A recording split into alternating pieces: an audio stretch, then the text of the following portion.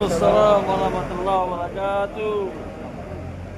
Dan salam sejahtera untuk kita semua yang sama-sama kita muliakan, kita hormati Bapak Kapolres Kolaka, yang sama kita muliakan, kita hormati Bapak Kapolres Kolaka, yang sama-sama kita muliakan para pejabat utama Polres Kolaka, yang saya muliakan, saya banggakan teman-teman anggota Polres dan staf yang dimuliakan oleh Allah Subhanahu wa taala. Amin ya rabbal alamin. Alhamdulillahirabbil alamin. Wassalatu wassalamu ala asyrafil anbiya'i wal mursalin ala sayyidina Muhammadin wa ala alihi wa sahbihi ajma'in, amma ba'd. Alhamdulillah atas izin dan hidayah Allah Subhanahu wa taala, kita masih berikan kesempatan dalam menjalankan aktivitas keseharian kita. Salam dan taslim senantiasa kita peruntukkan kepada baginda Rasulullah sallallahu alaihi wasallam, Nabi yang diutus ke alam ini sebagai uswatun hasanah. Hadirin wa hadirat yang sangat dimuliakan oleh Allah, adapun judul kultum yang saya akan sampaikan pada kesempatan ini adalah persiapan bekal amal menuju akhirat. Ada 10 persiapan yang harus kita persiapkan menghadapi yang namanya hari akhirat. Yang pertama adalah iman dan takwa. Manusia dilahirkan di atas permukaan bumi ini, semuanya sudah beriman. Tidak akan dilahirkan di atas permukaan bumi ini seorang hamba sebelum dia beriman kepada Allah Subhanahu wa taala.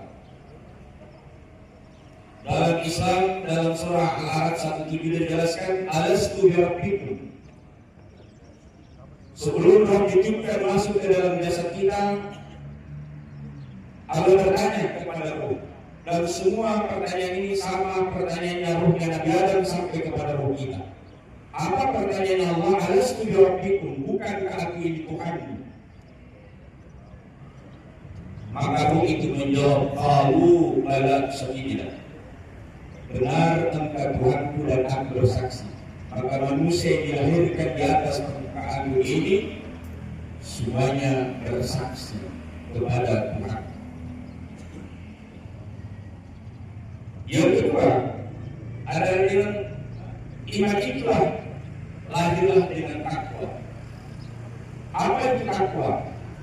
Tawadu dan patuh pada perintah Allah sesuai ajaran agama kita masing-masing. Apa yang diperintahkan dalam golongan hidup kita dan setelah kita laksanakan, maka kita posisi berada pada taat dan patuh pada perintah. Itu yang kedua. Di dalam menghadapi hidup ini kita melalui 5 alam. Alam yang pertama adalah alam arwah. Semua kita lewati alam arwah. Setelah alam arwah, alam kandungan. Kita ada masuk di alam kandungan ibu kita dengan proses pernikahan antara bapak dan ibu kita. Setelah alam kandungan, 9 bulan 9 hari di dalam kandungan ibu kita. Dan disitulah ditetapkan 3 rahasia Allah. Wa ajalahu wa amalahu wa rizqahu. Ajal kematian manusia tidak tahu. Wa rizqahu, rezeki manusia juga tidak tahu. Kita akan menjadi pejabat atau orang biasa, jadi orang kaya atau orang miskin. Itu juga rahasia Allah. Wa amalahu, amal manusia tidak tahu sebesar apa amal ibadah. Itu 3 rahasia ini manusia tidak tahu. Wa ajalahu wa amalahu wa rizqahu. Rezeki manusia tidak tahu. Karena kita tidak tahu, maka kita harus mencari. Tidak ada rezeki yang turun dari langit, tidak ada emas yang turun dari langit tanpa dengan usaha kita masing-masing. Kita harus mulai dengan usaha. mencari rezeki. Setelah itu alam dunia ini kita sekarang berada di alam dunia. Ada dua jalan yang kita tempuh, ada jalan lurus, ada jalan yang tidak lurus. Kita harus pilih siratal mustaqim, tuju kami ke jalan yang lurus atau jalan yang tidak lurus. Yang menentukan ini adalah kita sendiri. Innallaha la yughayyiru ma biqaumin hatta yughayyiru ma bi anfusihim. Sesungguhnya Allah tidak akan merubah situasi dan kondisi manusia kecuali manusia itu merubah dirinya sendiri. Jadi kalau kita mau menjadi orang yang baik, maka yang merubah itu adalah diri. Kalau mau mendapatkan derajat yang tinggi, maka kita harus melalui dengan proses pendidikan. Ya fa'ilatu lana minkum wallahi a'udzu billahi. Allah mengangkat derajat orang-orang beriman dan orang-orang yang diberikan ilmu pengetahuan kepada. Maka dengan ilmu kita mendapat menyandang yang namanya tugas mulia Polri.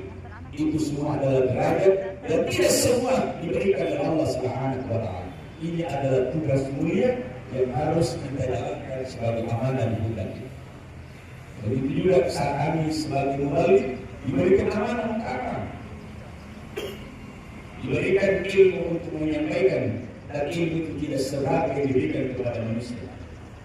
Maka kita harus menyampaikan, dan itulah yang diangkat derajatnya orang-orang yang mampu menjaga identitasnya dengan ilmu yang dimiliki.